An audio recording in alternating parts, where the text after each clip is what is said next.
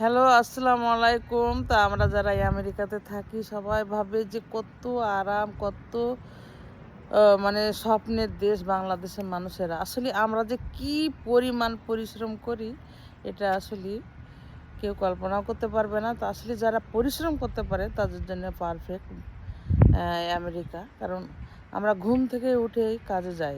কাজ থেকে এসেই বিকেলে আবার বাসার ক্লিনিং, রান্না করা, গোসল করা, এভরিথিং করে আমাদের কাজ শেষ হতে প্রায় 11টা বাজে।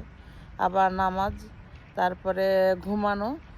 ঘুম থেকে উঠেই আবার কাজে যাওয়ার প্রস্তুতি। এর মাধ্যমেই আমরা অন্যান্য কাজ করার চেষ্টা করি। ডাক্তার বলেন, কোনো জায়গায় যাওয়া বলেন, শপিং করা, এভরিথিং এর মাধ্যমে করার চেষ্টা করি। তো এই তো আসলেই জীবনটা অনেক সংগ্রামের।